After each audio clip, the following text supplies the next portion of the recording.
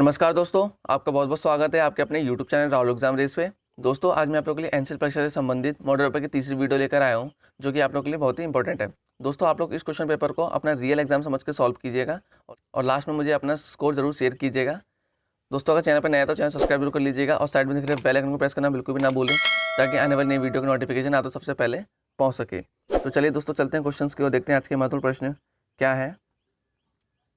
तो दोस्तों, क्वेश्चन है, वर्तमान में भारत के उपराष्ट्रपति निम्न में से कौन है? तो दोस्तों बताइए, हमारे वर्तमान में भारत के उपराष्ट्रपति कौन है?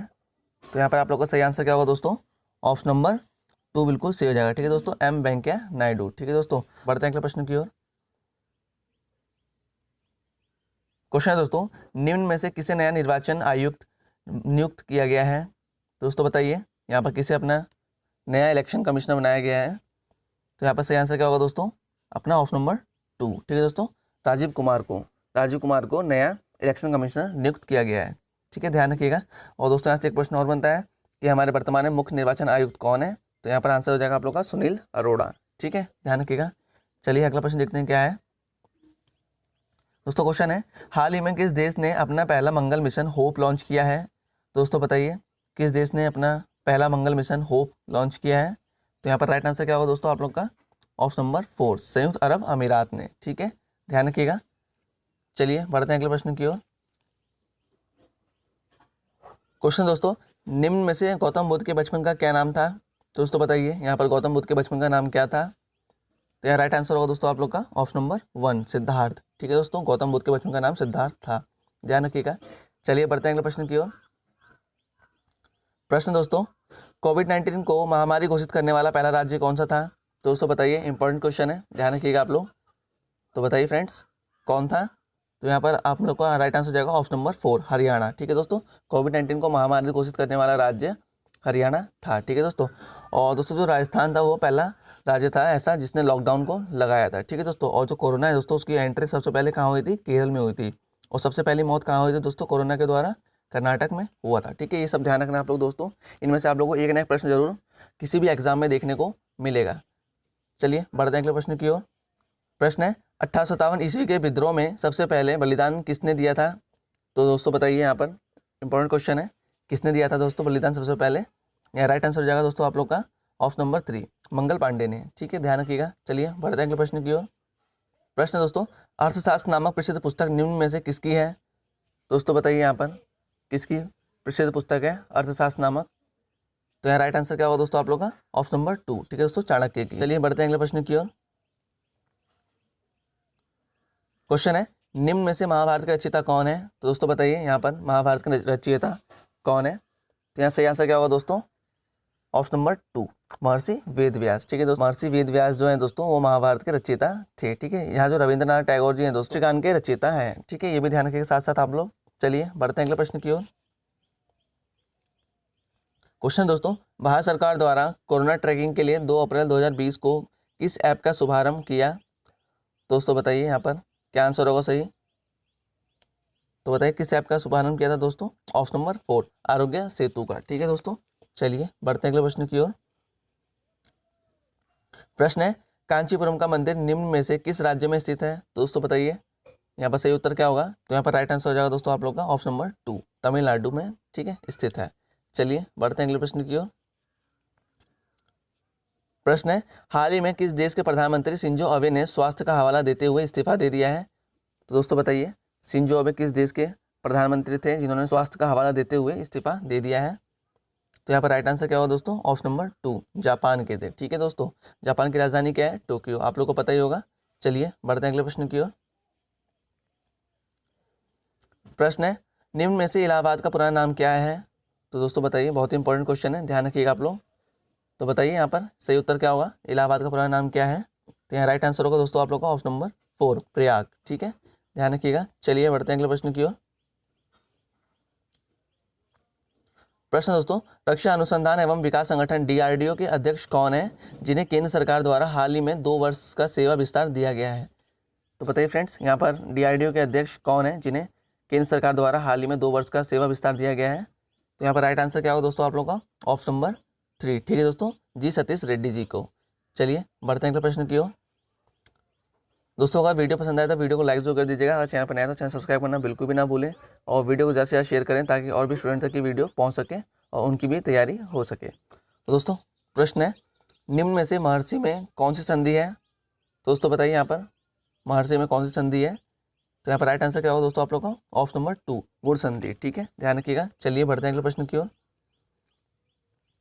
प्रश्न दोस्तों, निम्नलिखित में से कौन सा शब्द पाठक शब्द का उचित बहुवचन है? तो बताइए फ्रेंड्स यहाँ पर पाठक शब्द का बहुवचन क्या होगा? तो यहाँ राइट आंसर होगा दोस्तों ऑप्शन नंबर 1। ठीक है, पाठक गण। चलिए बढ़ते हैं अगले प्रश्न की ओर। क्वेश्चन है, फाइंड द करेक्ट स्पेलिंग। दोस्तों यहाँ पर हमें करेक्ट स्पेलिंग बतानी है आर्ग्यूमेंट की। तो यहाँ पर राइट आंसर क्या होगा दोस्तों बताइए। तो दोस्तों आई होप आप लोगों ने इसका राइट आंसर दिया होगा ऑप्शन नंबर 3 आर्ग्यूमेंट। ठीक है दोस्तों, ARGUMENT। ठीक है, आर्ग्यूमेंट की स्पेलिंग ये होगी। ठीक है, ध्यान रखिएगा। चलिए बढ़ते हैं अगले प्रश्न की ओर। प्रश्न है, एफिलियंस मीन एज। दोस्तों यहाँ पर एफिलियंस का मतलब क्या है ये हमें बताना है।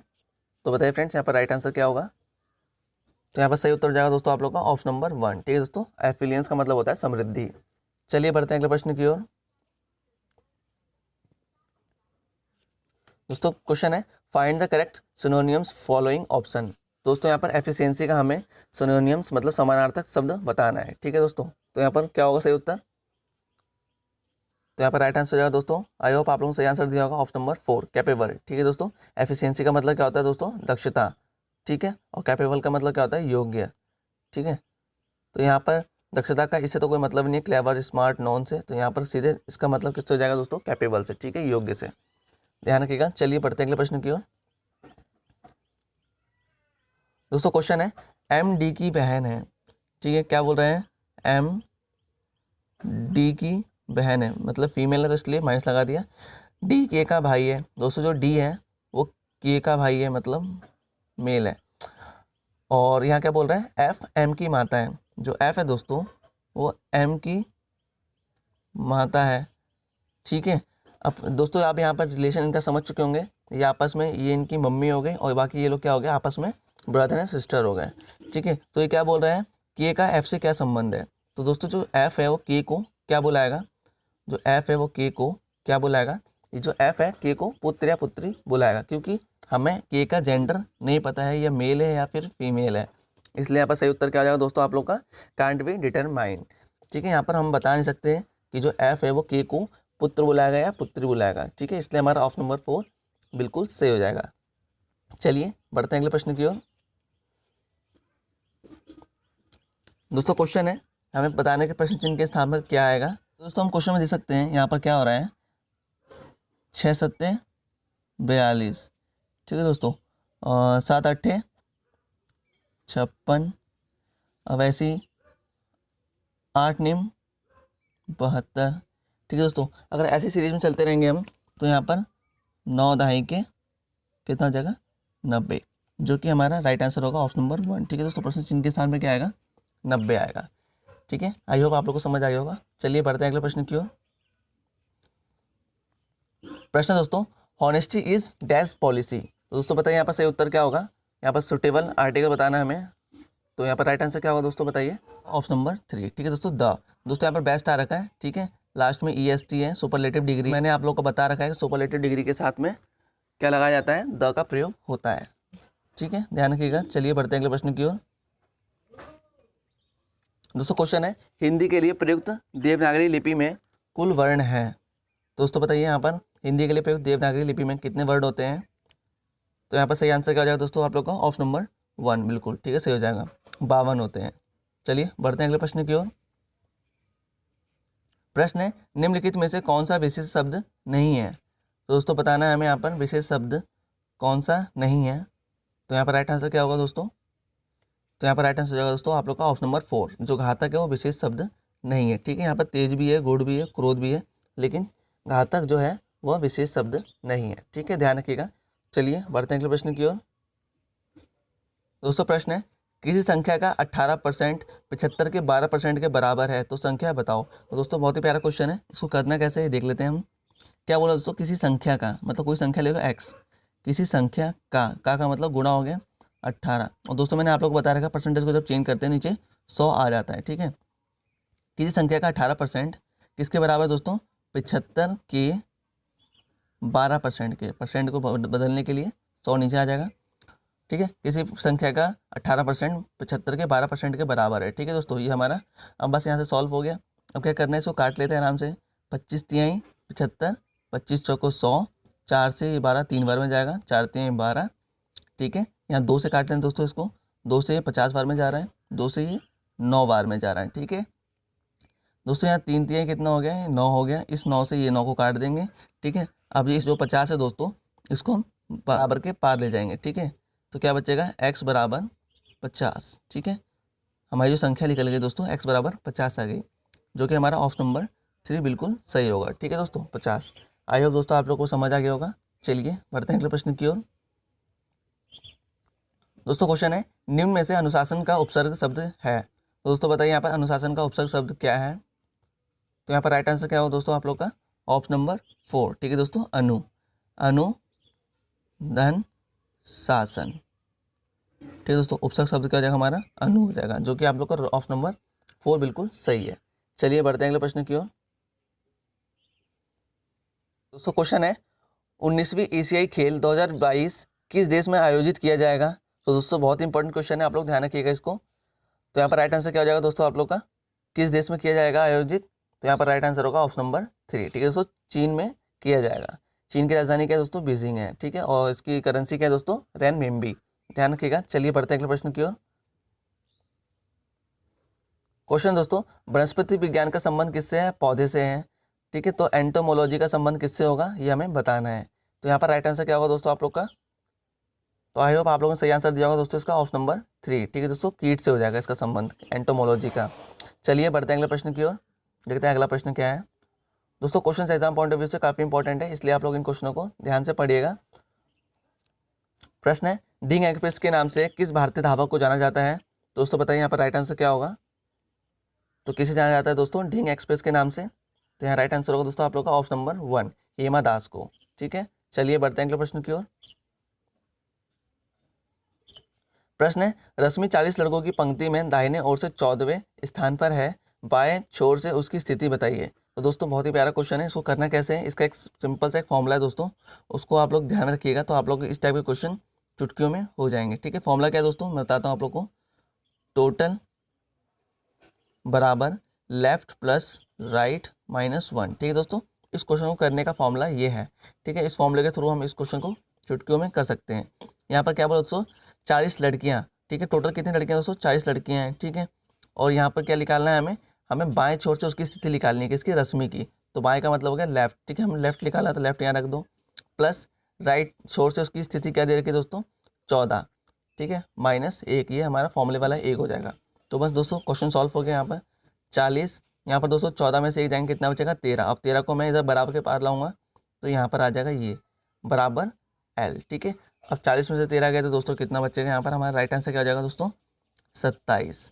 ठीक है, जो रश्मि है दोस्तों उसकी बाएं छोर से जो स्थिति होगी वो क्या होगी, 27वीं स्थान होगी। ठीक है, जो कि हमारा ऑप्शन नंबर 1 बिल्कुल सही है। आई होप दोस्तों आप लोगों को समझ आ गया होगा। चलिए बढ़ते हैं अगले प्रश्न की ओर। दोस्तों क्वेश्चन है, रेडियो एक्टिविटी की खोज निम्न में से किसने की थी। दोस्तों बताइए, यहाँ पर इंपॉर्टेंट क्वेश्चन है, कई बार पूछा जा चुका है क्वेश्चन। तो यहाँ पर राइट आंसर क्या होगा दोस्तों आप लोग का, ऑप्शन नंबर 2 बिल्कुल सही हो जाएगा। ठीक है दोस्तों, हेनरी बेकरल ने रेडियो एक्टिविटी की खोज की थी। ठीक है, चलिए बढ़ते हैं अगले प्रश्न की ओर। दोस्तों क्वेश्चन है, किसी गांव की जनसंख्या 4000 से 6000 हो गई है, तो कितने प्रतिशत जनसंख्या बढ़ी है। दोस्तों हमें यहाँ बताना है कि किसी गांव की जनसंख्या जो है वह 4000 से 6000 हो गई है। ठीक है दोस्तों, तो हमें बताना है कि उस गांव की जनसंख्या में कितनी जनसंख्या बढ़ी है। ठीक है, यहाँ पर हम देख सकते हैं दोस्तों, यहाँ पर जनसंख्या कितना इंक्रीमेंट हो रहा है, 2000 का, 2000 जनसंख्या दोस्तों यहाँ पर जो बढ़ रही है। ठीक है, तो यहाँ पर बस कैसे करना है इसको देखते हैं। यहाँ पर जनसंख्या दोस्तों कितनी बढ़ी है, 2000 बढ़ी है। पहले जनसंख्या कितनी थी दोस्तों, 4000 थी। ठीक है, गुणा 100। अब यहाँ काट लेते हैं दोस्तों, यहाँ पर 2 0 से 2 0 गया, यहाँ 1 0 से इसको भी काट दो, आसानी पड़ेगी। अब यहाँ से इसको काट दो। ठीक है, 4 पंजे 20। ठीक है, यहाँ पर 4 से 50 बार में यहाँ कट जाएगा। ठीक है, तो यहाँ पर राइट आंसर क्या हो जाएगा दोस्तों, यहाँ जनसंख्या कितने प्रतिशत बढ़ी है, 50%, जो कि ऑप्शन नंबर हमारा 4 बिल्कुल सही हो जाएगा। ठीक है, आई होप आप लोगों को क्वेश्चन समझ आ गया होगा दोस्तों। ठीक है, चलिए बढ़ते हैं अगले प्रश्न की ओर। दोस्तों क्वेश्चन है, भारत के प्रथम महिला मुख्यमंत्री निम्न में से कौन थी? दोस्तों बताइए, बहुत ही इंपॉर्टेंट क्वेश्चन है ये। भारत के प्रथम महिला मुख्यमंत्री कौन थी? तो यहाँ पर राइट आंसर क्या होगा दोस्तों आप लोग का? ऑप्शन नंबर 3, श्रीमती सुचेता कृपलानी हमारे भारत की प्रथम महिला मुख्यमंत्री थी। ठीक है, ध्यान रखिएगा। चलिए बढ़ते हैं अगले प्रश्न की ओर। दोस्तों क्वेश्चन है, इस समय संयुक्त राष्ट्र संघ के कितने देश सदस्य हैं? तो दोस्तों बताइए यहाँ पर कितने देश सदस्य हैं? तो यहाँ पर सही उत्तर क्या हो जाएगा दोस्तों आप लोग का? Option number 2। ठीक है दोस्तों, 193 देश सदस्य हैं संयुक्त राष्ट्र संघ के। ठीक है दोस्तों, और जो 193वां देश है दोस्तों वो कौन सा है? वो है दक्षिणी सूडान। ठीक है दोस्तों, दक्षिणी सूडान, ध्यान रखिएगा। और संयुक्त राष्ट्र संघ का जो मुख्यालय वो कहाँ स्थित है? न्यूयॉर्क में। और इसके महासचिव कौन दोस्तों वर्तमान में? Antonio Guterres. चलिए बढ़ते हैं अगले प्रश्न की ओर। दोस्तों क्वेश्चन है, पृथ्वी अपनी धुरी पर किस दिशा में घूमती है? तो यहाँ पर राइट आंसर क्या होगा दोस्तों बताइए?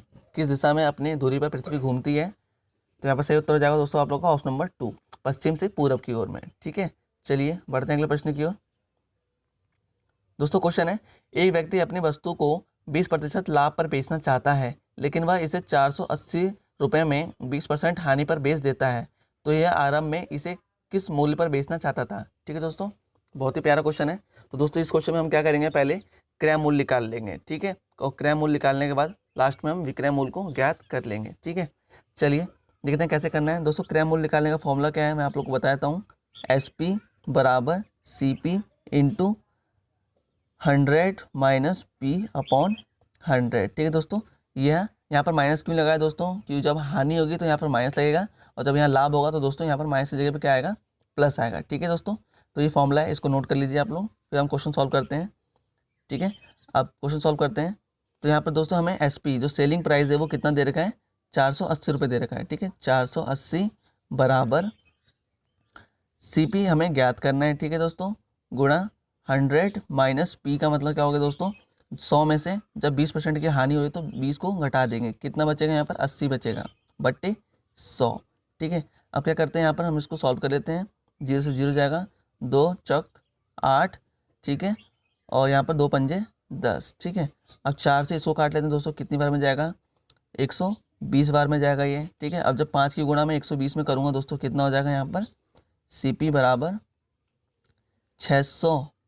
ठीक है, CP बराबर हमें कितना हो जाएगा? 600 हो जाएगा। इसको ध्यान रखिएगा आप लोग। चलिए क्लियर करते हैं। हमारा दोस्तों CP बराबर कितना है? 600 है। हमें CP हमने ज्ञात कर लिया है। ठीक है, अब हम क्या करते हैं? अब हम क्रय मूल्य को निकाल लेंगे। SP बराबर CP की वैल्यू कितनी थी दोस्तों? 600।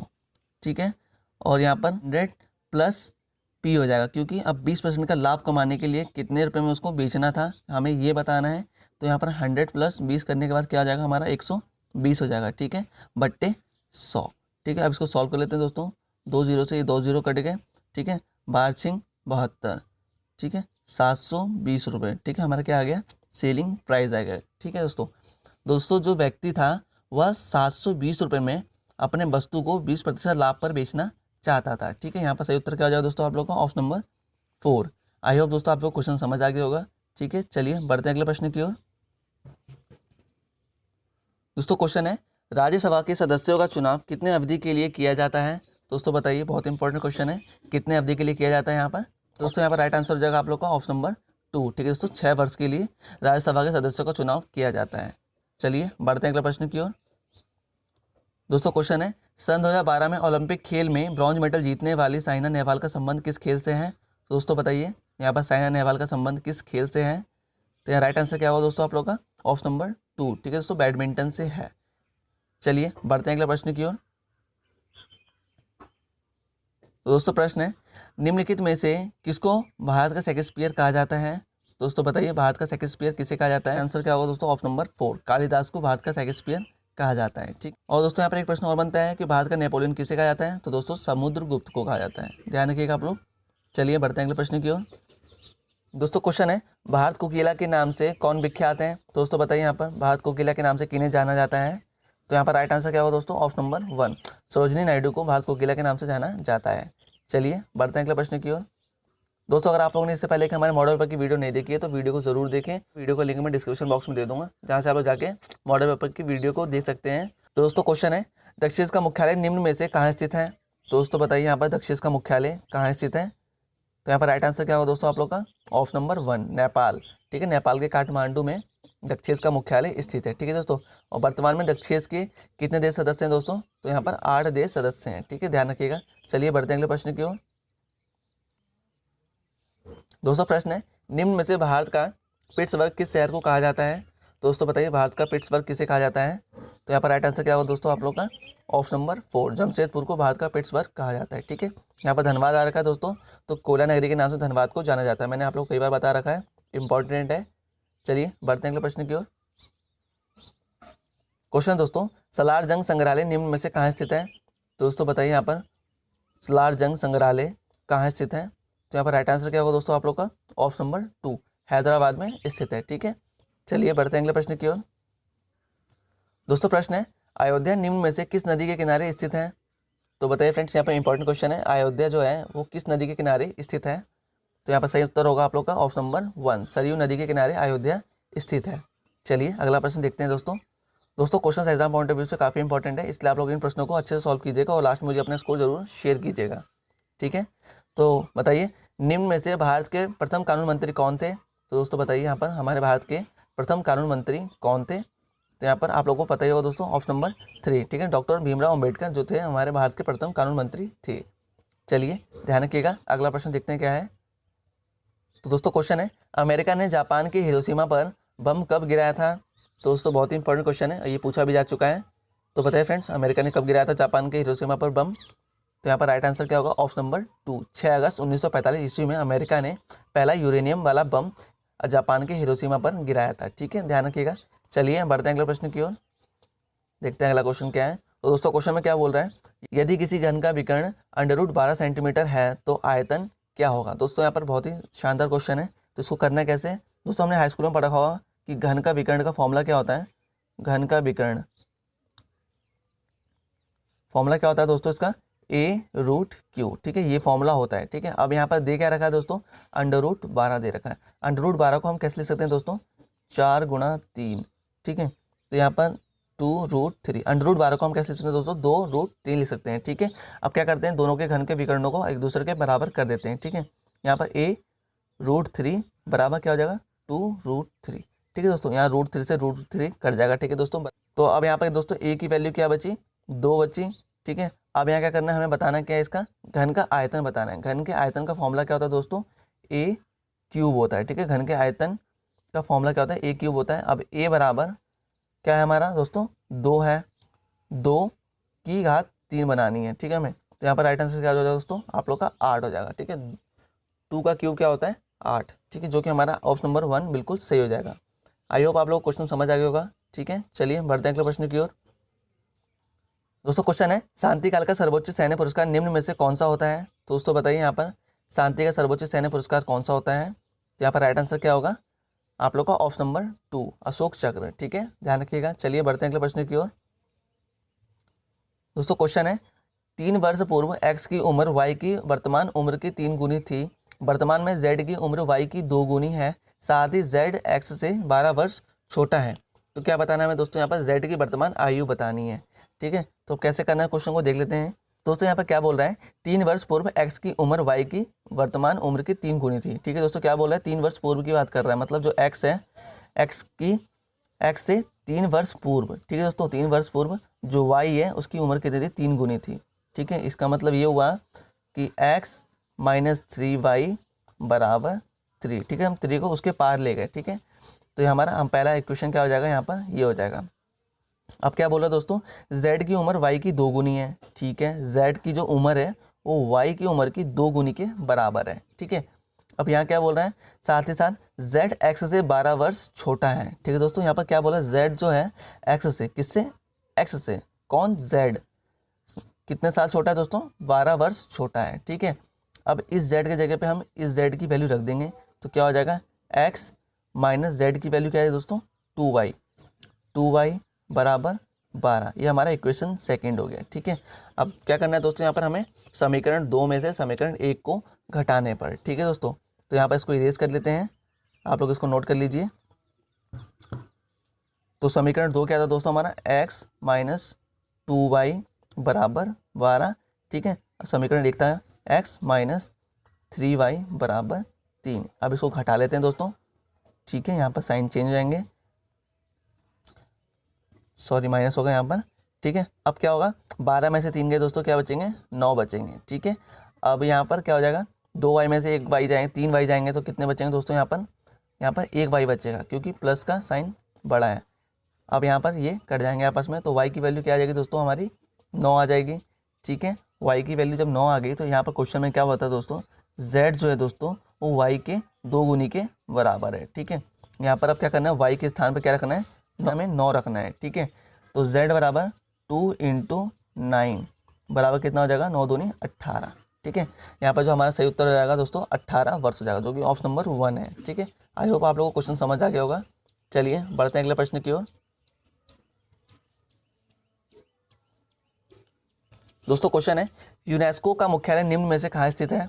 दोस्तों बताइए यहाँ पर यूनेस्को का मुख्यालय कहाँ स्थित है। तो यहाँ राइट आंसर क्या होगा दोस्तों आप लोग का, यहाँ राइट आंसर होगा आप लोग का ऑप्शन नंबर 3, ठीक है दोस्तों, पेरिस में, फ्रांस के पेरिस में यूनेस्को का मुख्यालय स्थित है, ठीक है। चलिए बढ़ते हैं अगले प्रश्न की ओर।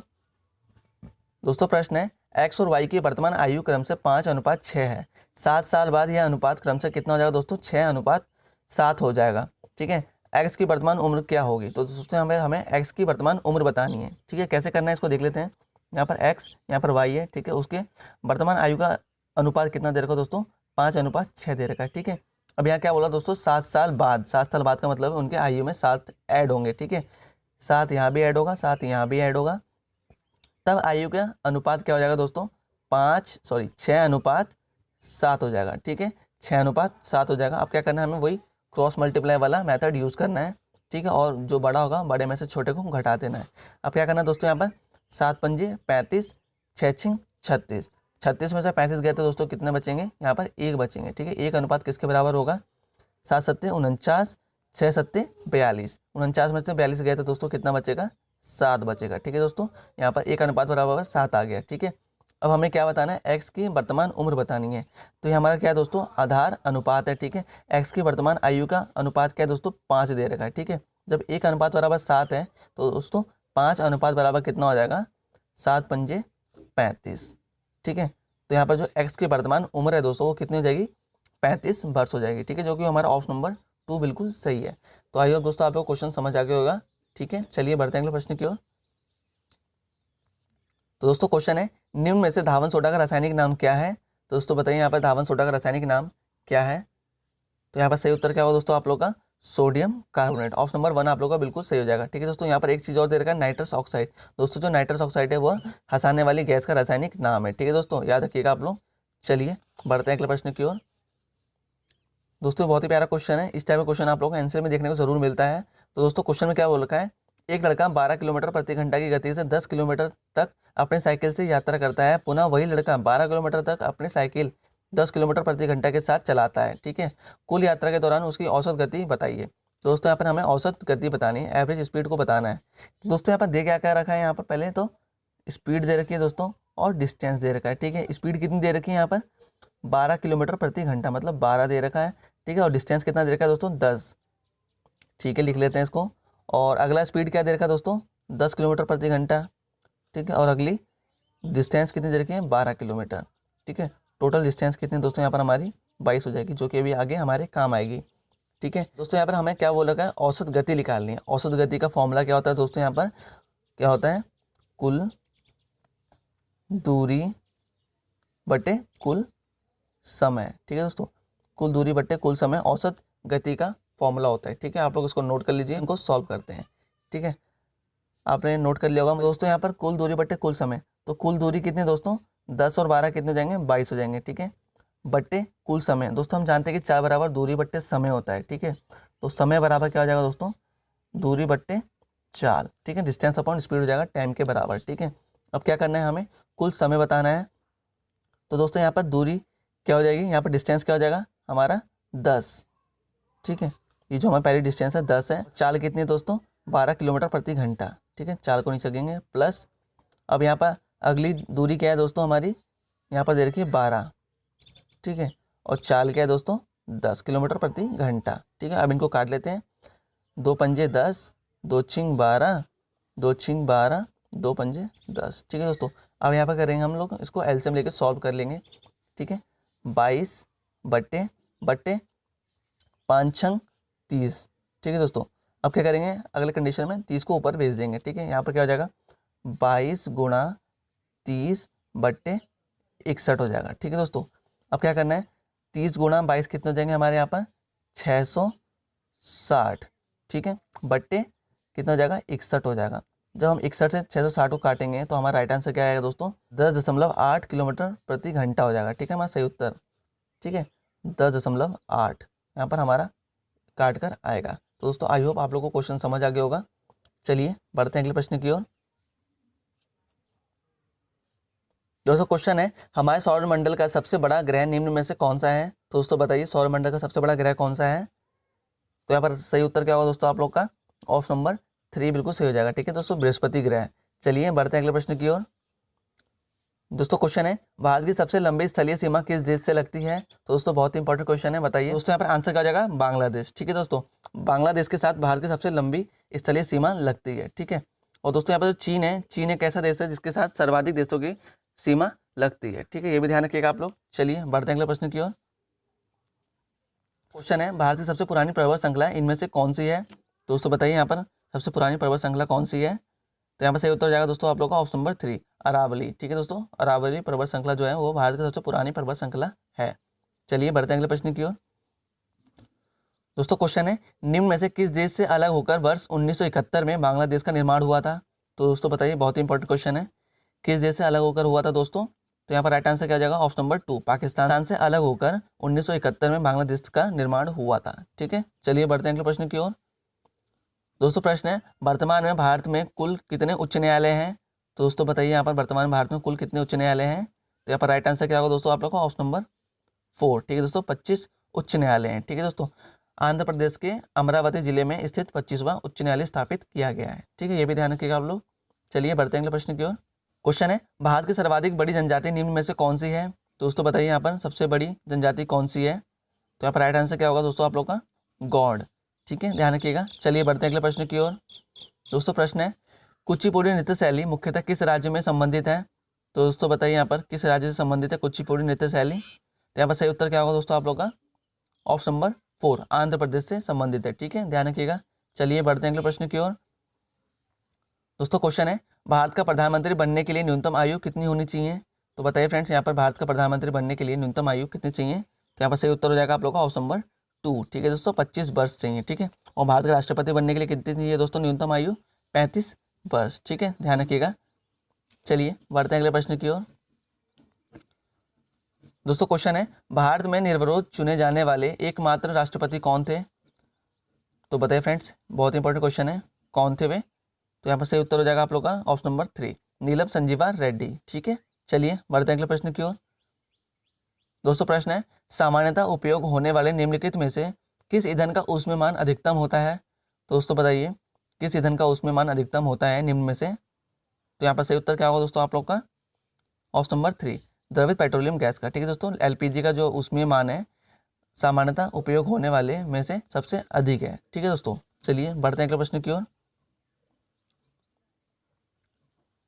पौधे के द्वारा भोजन का निर्माण प्रकाश संश्लेषण क्रिया के द्वारा होता है।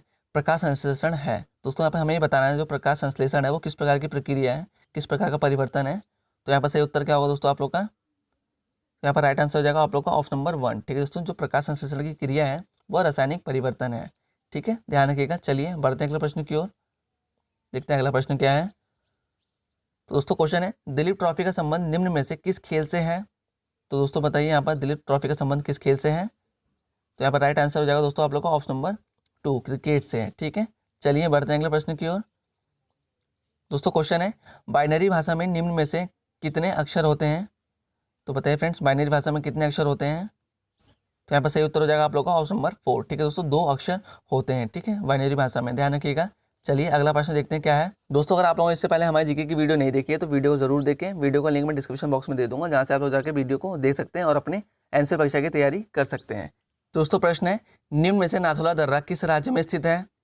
दोस्तों बताइए यहाँ पर नाथुला दर्रा किस राज्य में स्थित है। आप लोग का ऑप्शन नंबर 2 सिक्किम में नाथुला दर्रा स्थित है। ठीक है दोस्तों, सिक्किम की राजधानी क्या है दोस्तों? गैंगटॉक। दोस्तों आप लोग मुझे कमेंट में जरूर बताइएगा कि वर्तमान में गवर्नर कौन है। ठीक है दोस्तों, चलिए बढ़ते हैं अगले प्रश्न की ओर। प्रश्न है, शांति निकेतन की स्थापना निम्न में से किसने की थी? दोस्तों बताइए, बहुत इंपॉर्टेंट क्वेश्चन है। शांति निकेतन की स्थापना किसने की थी? तो यहाँ पर सही उत्तर क्या होगा दोस्तों आप लोग का? ऑप्शन नंबर 1 रविंद्रनाथ टैगोर जी ने शांति निकेतन की स्थापना की थी। ठीक है, चलिए बढ़ते हैं अगले प्रश्न की ओर। देखते हैं अगला प्रश्न क्या है। दोस्तों क्वेश्चन है, लोहे में जंग को रोकने के लिए क्या उपयोग किया जाता है? तो दोस्तों बताइए यहाँ पर लोहे में जंग ना लगने के लिए क्या उपयोग किया जाता है? तो यहाँ पर राइट आंसर क्या होगा दोस्तों आप लोग का? जिंक। ठीक है दोस्तों, जिंक का उपयोग किया जाता है। चलिए बढ़ते हैं अगले प्रश्न की ओर। दोस्तों क्वेश्चन है, भारत में पशुओं का सबसे बड़ा मेला कहाँ लगता है? तो दोस्तों बताइए यहाँ पर राइट आंसर क्या होगा दोस्तों आप लोग का? ऑप्शन नंबर 2 सोनपुर में। ठीक है दोस्तों, बिहार के सोनपुर में भारत का सबसे बड़ा पशुओं का मेला लगता है। चलिए बढ़ते हैं अगले प्रश्न की ओर। देखते हैं अगला प्रश्न क्या है। दोस्तों क्वेश्चन है, गुजरात से गोवा तक समुद्री तट क्या कहलाता है? तो दोस्तों बताइए, गुजरात से गोवा तक का जो समुद्री तट है किस नाम से जाना जाता है? तो यहाँ पर राइट आंसर क्या होगा दोस्तों आप लोग का? ऑप्शन नंबर 1 कोंकण नाम से जाना जाता है। ठीक है, चलिए बढ़ते हैं अगले प्रश्न की ओर।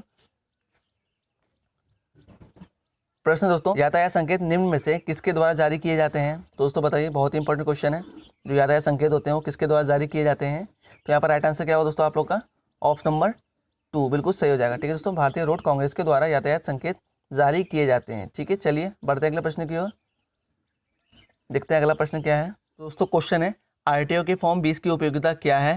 तो यहाँ पर सही उत्तर क्या होगा दोस्तों आप लोग का? तो यहाँ पर सही आंसर हो जाएगा दोस्तों आप लोग का वाहन के पंजीकरण के लिए आवेदन फॉर्म है। ठीक है दोस्तों, ध्यान रखिएगा। चलिए बढ़ते हैं अगले प्रश्न की ओर। तो दोस्तों बताइए, प्रस्तुत चिन्ह क्या प्रदर्शित करता है?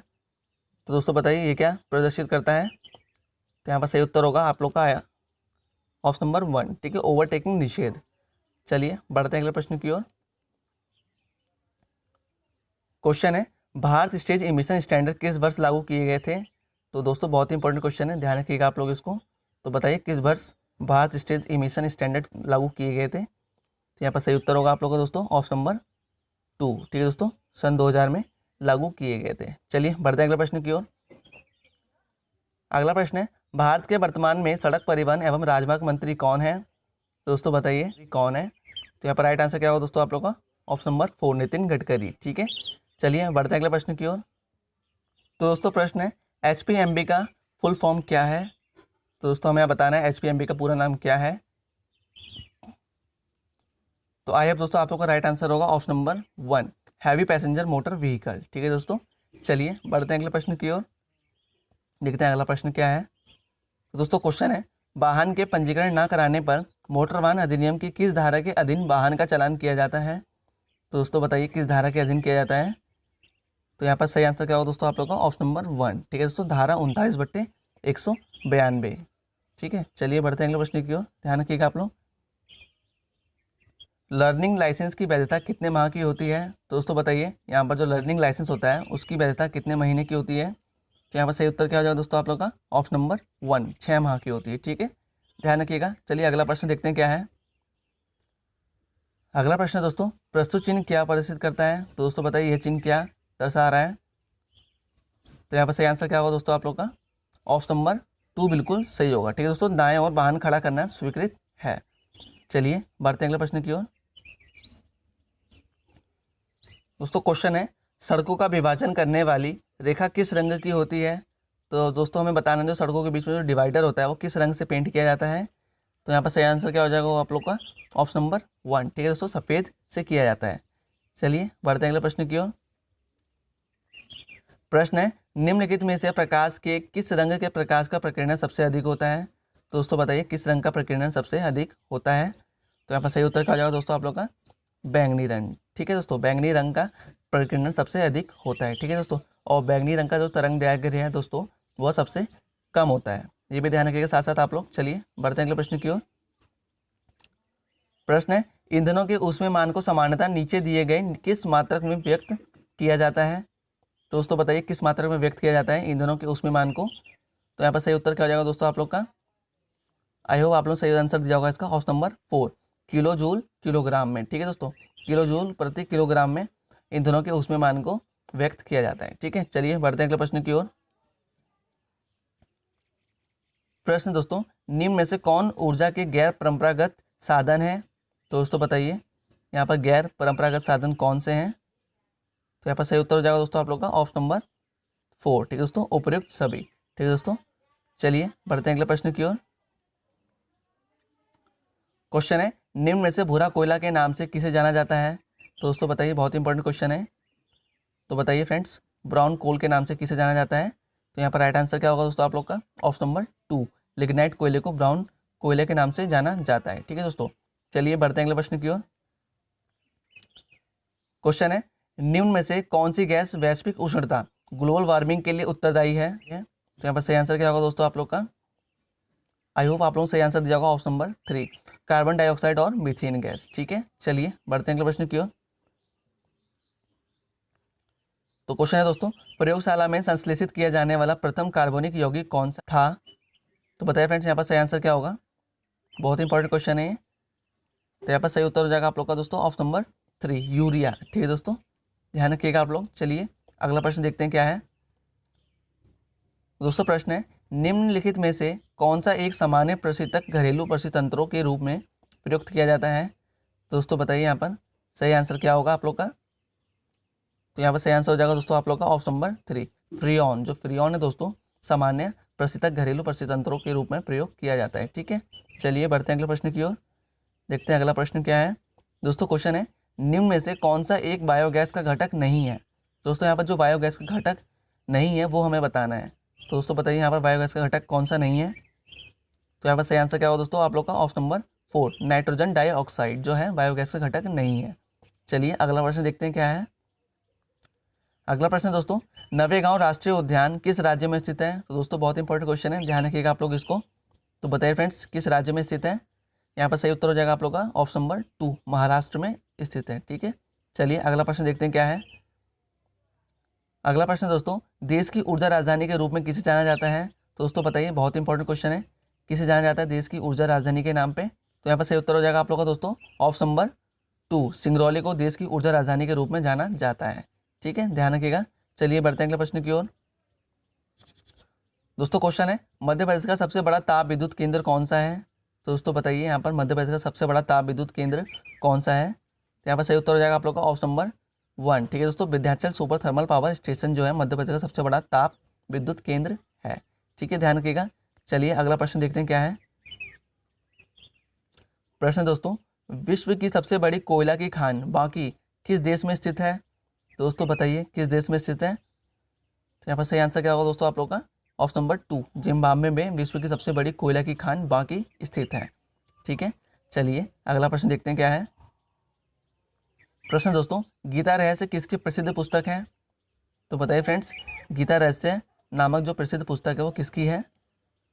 तो आई होप आप लोगों ने सही उत्तर दिया होगा इसका दोस्तों ऑप्शन नंबर 3, बाल गंगाधर तिलक की है। ठीक है, ध्यान रखिएगा। चलिए अगला प्रश्न देखते हैं। प्रश्न है दोस्तों, हाइड्रोजन बम निम्न में से किस सिद्धांत पर कार्य करता है? तो दोस्तों बहुत इंपॉर्टेंट क्वेश्चन है, ये क्वेश्चन पूछा भी जा चुका है। तो बताइए फ्रेंड्स, किस सिद्धांत पर कार्य करता है? तो यहाँ पर राइट आंसर क्या होगा दोस्तों आप लोग का? ऑप्शन नंबर 2, नाभिकीय विखंडन के सिद्धांत पर हाइड्रोजन बम कार्य करता है। ठीक है, चलिए बढ़ते हैं अगले प्रश्न की ओर। अगला प्रश्न दोस्तों, निम्न में से बांग्लादेश की मुद्रा क्या है? दोस्तों बताइए बांग्लादेश की मुद्रा क्या है? तो यहाँ पर राइट आंसर क्या होगा दोस्तों आप लोग का? ऑप्शन नंबर 2, टका है। ठीक है दोस्तों, चलिए अगला प्रश्न देखते हैं। दोस्तों प्रश्न है, राष्ट्रपति लोकसभा में कितने सदस्यों को मनोनीत कर सकता है? तो दोस्तों इंपॉर्टेंट क्वेश्चन है, ध्यान रखिएगा आप लोग। तो कितने सदस्यों को मनोनीत कर सकता है दोस्तों लोकसभा में राष्ट्रपति? यहाँ पर आंसर हो जाएगा आप लोग का ऑप्शन नंबर 2। ठीक है दोस्तों, 2 लोगों को लोकसभा में राष्ट्रपति मनोनीत कर सकता है। ठीक है दोस्तों, यहाँ से एक प्रश्न और बनता है, जो राष्ट्रपति होता है दोस्तों राज्यसभा में कितने लोगों को मनोनीत कर सकता है? तो यहाँ पर 12 लोगों को वो मनोनीत कर सकता है राज्यसभा के अंतर्गत। चलिए ध्यान रखिएगा आप लोग। अगला प्रश्न देखते हैं क्या है। दोस्तों प्रश्न है, ऑल इंडिया रेडियो का नाम बदलकर आकाशवाणी किस वर्ष किया गया था? तो यहाँ पर सही उत्तर क्या हो जाएगा दोस्तों आप लोग का? ऑप्शन नंबर 2, 1957 ईस्वी में किया गया था। ठीक है दोस्तों, ध्यान रखिएगा। चलिए अगला प्रश्न देखते हैं क्या है। प्रश्न दोस्तों, निम्न में से डायनामाइट का आविष्कार किसने किया था? तो दोस्तों बताइए, इंपॉर्टेंट क्वेश्चन है, पूछा भी जा चुका है। तो बताइए फ्रेंड्स, डायनामाइट का आविष्कार किसने किया था? तो यहाँ पर राइट आंसर होगा आप लोग का ऑप्शन नंबर 3, बिल्कुल सही हो जाएगा। ठीक है, अल्फ्रेड नोबेल ने।